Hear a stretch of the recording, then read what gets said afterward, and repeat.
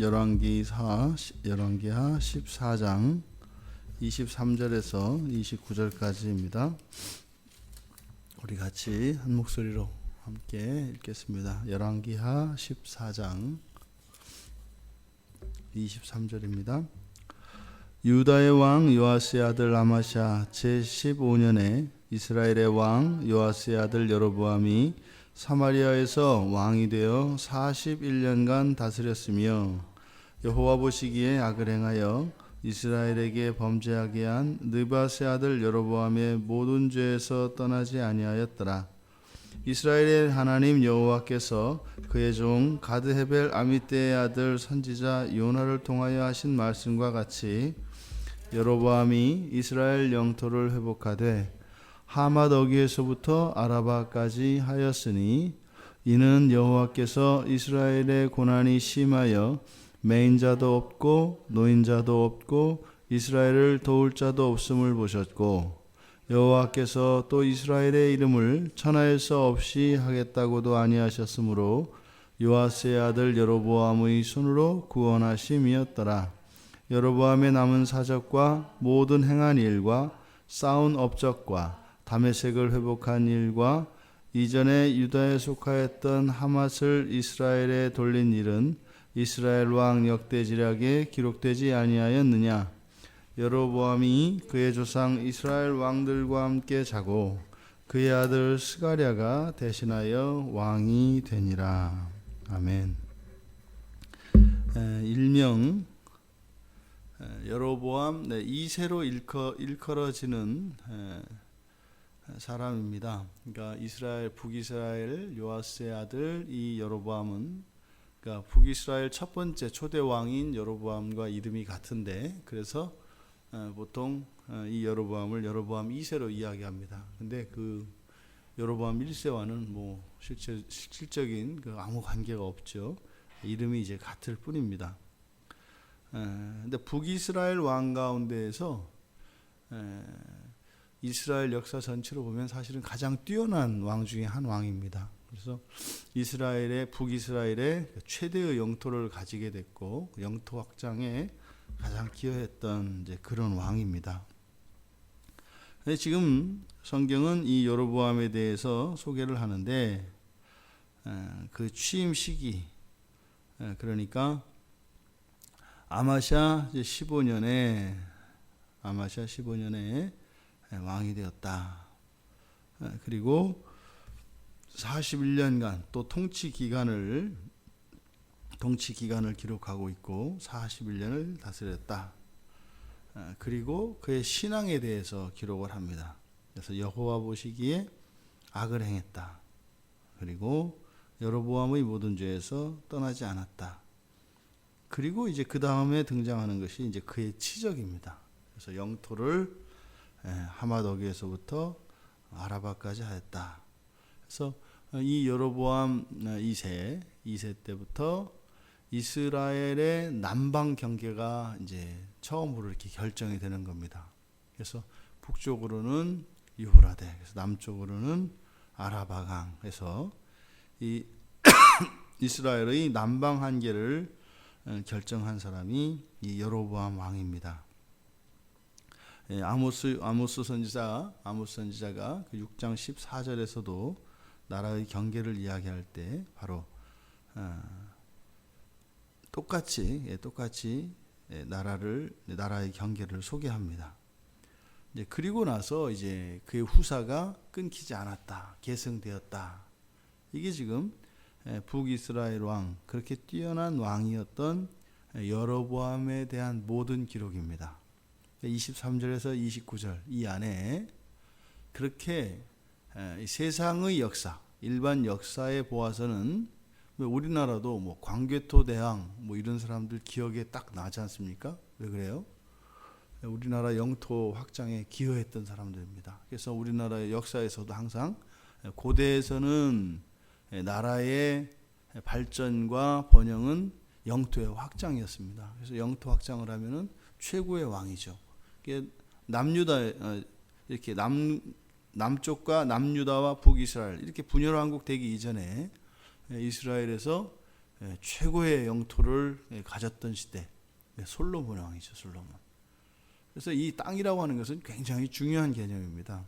그러함에도 불구하고 지금 여기를 보면은 그렇게 여로보암의 치적이 잘 드러나지 않아요. 그러니까 의도적으로 이렇게 잘라버리는 겁니다.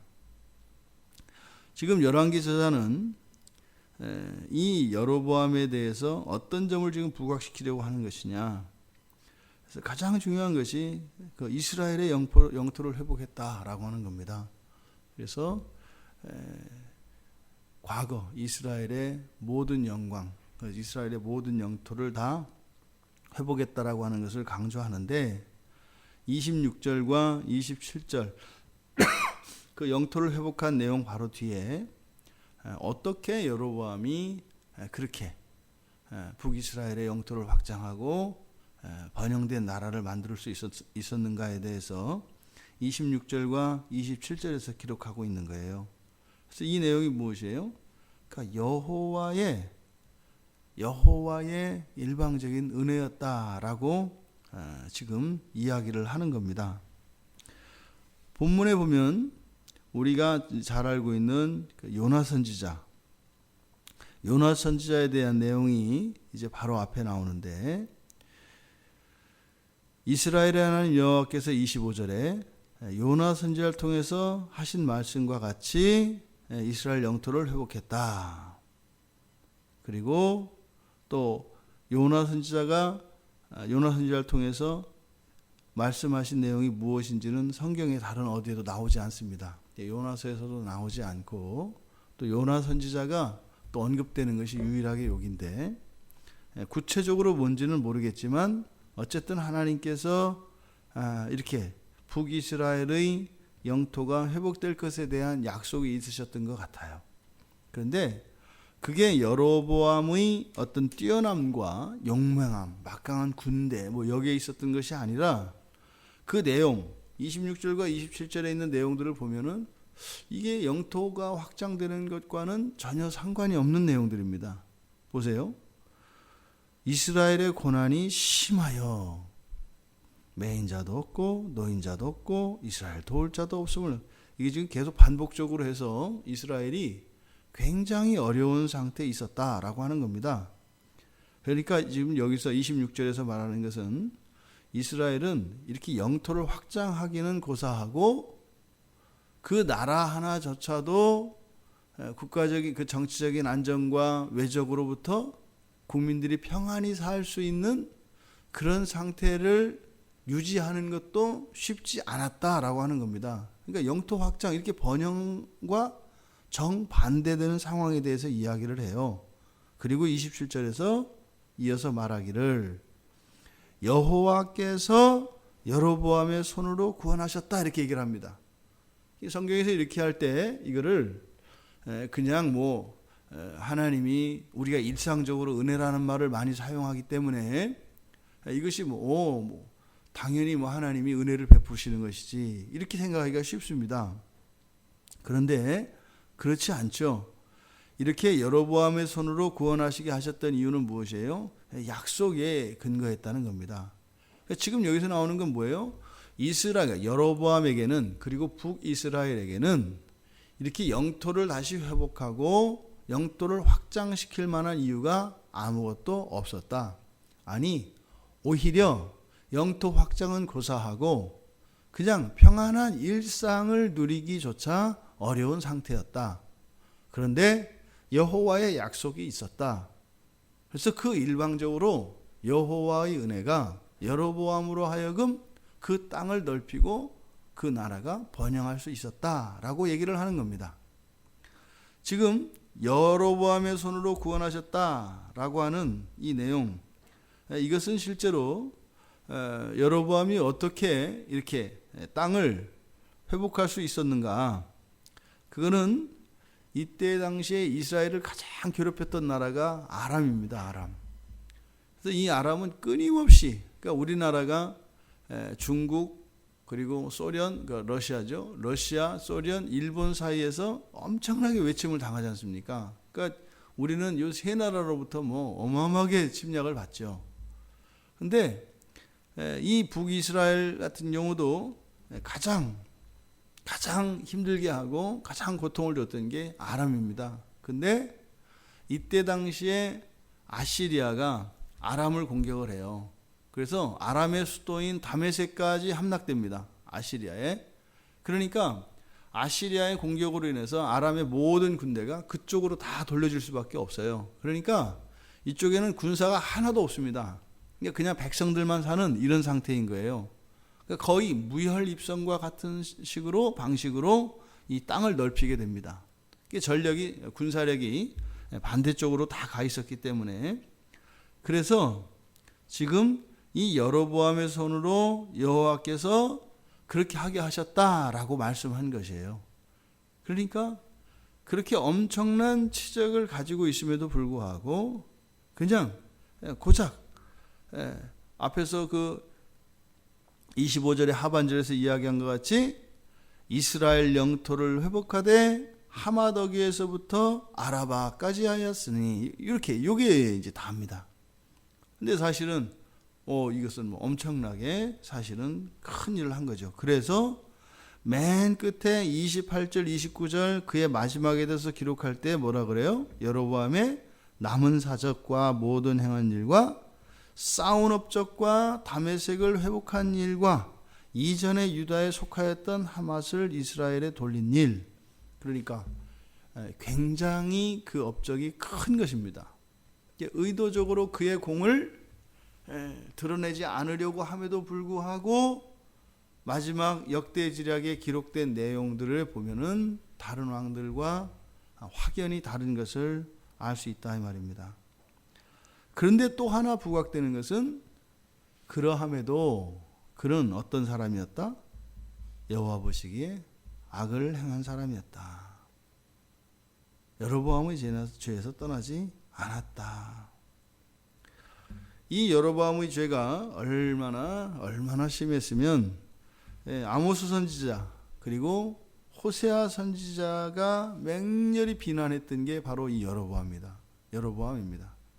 그러니까 요나 선지자, 호세아 그리고 아모스 이 사람들이 동시대의 선지자들인데 이들이 그렇게 맹렬하게 비난했던 그 대상이 바로 이 여로보암 2세입니다. 오늘 우리는 북이스라엘의 가장 뛰어났던 그 왕에 대해서 나누었습니다. 그런데 성경은 그에게는 그럴 만한 능력과 그럴 만한 공이 아무것도 없었다는 겁니다. 오직 그것은 여호와의 약속에 의지한 것이었고 여호와께서 그로 하여금 그러한 번영과 영토 확장을 이룰 수 있게 하셨다는 겁니다.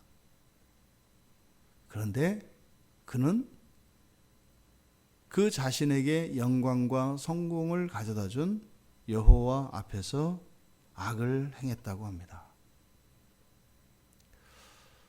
우리 모두가 인생을 살아가면서 믿음 안에서 우리가 살아가지 않습니까? 그러니까 이 여로보암과 같은 인생을 분명히 하나님이 주시죠. 근데 지금 이 여로보암의 그러한 치적과 이런 공적들은 그와 상관이 없이 오직 하나님에 의한 것이다. 그러니까 우리가 이 세상을 살아갈 때 어떤 성공과 번영과 형통이라고 하는 것, 그것은 하나님께 달려있다는 것입니다. 절대적으로 그렇습니다. 절대적으로. 그러니까 우리가 해야 될 일은 무엇이에요? 바로 여호와 보시기에 악을 행하였다라고 하는 이 부분이 우리가 인생을 살아갈 때 우리가 힘쓰고 우리가 마음을 쓰고 우리가 분투해야 되는 부분이 바로 이 부분입니다. 그 나머지는 오직 하나님의 주권 안에 있는 것입니다. 근데 우리들이 어떻게 살아가는가 보십시오. 이 신앙은 하나님 책임이고 살아가는 것도 내 책임이고, 그러니까 우리가 해야 될 것과 하나님이 해야 될 게 바뀌어 있어요. 그러니까 대부분 이 여로보암과 같이 착각을 하며 살아가게 되어 있다 이 말입니다. 여로보암은 결국 지금 열왕기 저자가 이야기하는 게 뭐예요? 한 게 아무것도 없더라. 단지 뭐 했더라?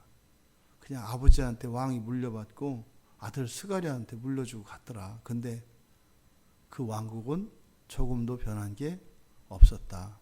하지만 하나님은 끊임없이 일을 하고 계셨다. 요 이야기입니다. 참으로 하나님이 살아계십니다. 참으로 하나님이 살아계십니다. 그리고 정말로 우리가 너무나 당연하게 여기고 뭐 아무것도 아닌 것 같이, 그런 아무런 가치도 없는 것 같이 여기는 우리들의 건강, 그리고 오히려 다른 사람들에 비해서 부족한 것 같고 그것이 나에게 약점이 되는 것 같은 이러한 현실, 이런 것조차 하나님의 은혜 안에서 이루어졌다는 겁니다. 근데 우리는 어떻다는 거예요? 여호와 보시기에 그 앞에서 늘 악을 행하며 살아간다는 거예요.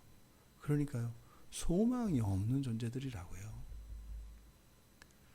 그래서 예수님이 이 땅에 오셨던 것이고요. 지금 우리는 구약의 이런 왕들의 역사를 살펴보면서 이 안에서 두 가지 진리를 항상 얻어내야 합니다. 하나님이 어떤 분이신가 하는 것과 우리들, 그러니까 나죠, 나라고 하는 존재가 어떤 존재인가 하는 것을 깨달아야 합니다. 이것은 단지 이렇게 깨닫고 무슨 득도하고 이런 게 아니라 우리들이 먹고 사는 현실의 이야기다 이 말입니다. 이미 되어진 일을 거기에 괜히 애써 손을 대서 망가뜨리면 그것도 다시 또 제대로 하느라고 시간 들이고 애쓰고 수고하고, 그리고 나서 뭐 큰일을 한 것처럼 큰일 했다, 아니라는 거예요. 손대지 말고 가만히 있으면 되는 거예요. 어련히 하나님이 하실 걸 갖다가 뭐 됐나 안 됐나 보겠다고 한번 뒤집어보고 엎어보고 했다가 또 원위치로 하려니까 또 이게 안 되고, 그러니까 뭐 엄청 분주하게 막 살아가죠. 엄청 바쁘게 살아가지요. 근데 인생은 자꾸 복잡해져 가는 겁니다. 왜 복잡할까요? 이건 하나님이 하시는 게 아니라 자기가 만들어가는 인생을 살려면 그렇게 복잡해집니다. 여로보암 2세에 대한 이 기록을 통해서 우리들을 돌아볼 수 있기를 바랍니다. 그리고 정말로 우리가 먹고 사는 문제, 이 세상 살아가는 동안 우리들이 정말 애쓰고 힘써야 하는 것은 무엇인가? 여호와 앞에서 악을 행하지 않고 그 말씀에 순종하며 살아가는 것, 이게 인생이다라는 겁니다. 이거를 신앙 중심, 하나님 중심 뭐 이렇게 얘기하는 거예요. 다른 게 아니라 이 세상을 살아가는 가장 큰 의미, 가장 큰 가치는 뭐다? 하나님과 나 사이에 이 사랑의 교제가 깊어져 가고, 정말 우리 주님의 연인으로서, 신부로서 주님을 향한 그 순결한 그 마음을 지키고 세워가는 것. 근데 그것은 또 우리가 하는 것이 아니라 누가 한다고요? 하나님이 하신다고요. 중요한 것은 우리의 마음에 그것을 향한 소원이 있는가, 그것을 가치 있는 것으로 여기고 있는가 하는 것입니다. 우리들 모두가 주님 앞에 섰을 때 어떤 평가들이 있지 않겠습니까? 하나님이 하신 그 일들에 대한 영광이 나타나기를 바랍니다. 그런데 가장 중요한 것은 바로 그겁니다. 여호와 보시기에 참 착하고 이쁘게 잘 살았더라. 그 마음이 하나님을 향하여 한결같았더라. 오늘 하루 우리들이 또 살아갈 때 여호와 앞에서 살 수도 있고 여호와 없이 살 수도 있습니다. 부디 여러분과 항상 하나님이 동행하시지요. 그래서 오늘 우리의 하루의 삶 속에서도 동행하시는 우리 주님과 함께 그렇게 그것이 의미가 되는 그 한날이 되기를 바랍니다. 옛날에 그랬어요. 옛날 이제 뭐 날씨가 쌀쌀해지니까 옛날 생각나는 것 같아요. 옛날에 아버지들 먹고 살기 어려울 때지 않습니까? 그죠? 그러면 정말로 그 밖에서 가족들을 생각하면서 일도 참 많이 했던 것 같아요. 옛날에도. 그러니까 아침부터 밤늦게까지 일을 하고 퇴근길에 그냥 신문봉지 그 세면포대 봉지에다가 이렇게 붕어빵 몇 개, 국화빵 몇 개 이렇게 들고 들어오면 거기에 이제 달려들어가지고 같이 먹으면서 즐겁고 행복했던. 그러니까 그럴 때 이제 아버지의 마음이 하루의 수고가 다 없어지지 않겠습니까? 그런 거죠. 이제는 열심히 일을 하는데 기쁨도 없고 보람도 없고 그냥 자꾸만 외로워져 가고 알 수 없는 인생의 허무감을 느끼며 살아갑니다. 왜 그럴까요? 인생의 가장 중심이 없기 때문입니다. 아버지들이 생각했던 것은 그 마음속에 가족이 있었기 때문에 그 가족을 지키고 가족을 부양하겠다고 하는 그 마음이 있었기 때문에 엄마들도 마찬가지였죠. 엄마들도 그 가족을 지키고 가족을 부양하겠다는 그 마음이 있었죠. 그러니까 마음의 중심에 그런 어떤 명분과 이런 가치가 있을 때 인생을 살아가는 것과 그런 가치 없이 살아가는 인생은 너무나 다릅니다. 그런데요, 가족, 국가 하는 이러한 명분들 나름대로 충분히 가치가 있는 일이고 의미 있는 일입니다. 그런데 그것은 그냥 한 세대에 끝나고 마는 것이죠. 그런데요, 하나님을 중심으로 해서 살아가는 인생은요, 그건 한 세대로 끝나는 것이 아니라 자녀손들의 모든 세대에 그것이 계속되어질 것이고 안정되고 진정한 행복을 누릴 수 있는 삶으로 가는 겁니다. 절대 물질의 행복이 있지 않다는 것 우리 모두 다 알지 않습니까? 절대 물질에는 행복이 있지 않습니다. 절대. 오늘 여로보암의 이 생애를 통해서 우리들의 인생이 이렇게 허무하지 않길 바랍니다. 그래서 돌아보아 감사하고 또 나 자신에게도 그렇게 행복한 인생이 되기를 해서 그 일을 위하여 예수 그리스도께서 우리를 구원하여 주신 것을 잊지 마시고 우리 주님께서 함께 하시고 도와주시니까요. 그래서 정말 하나님 앞에서 반듯한 삶을 살아가는 것, 이것이 참 가치 있는 일이다, 의미 있는 일이다, 또 내가 원하는 일이다, 이렇게 생각이 바뀌고 또 그렇게 살아갈 수 있는 우리 모두가 되기를 주님의 이름으로 축원합니다. 하나님,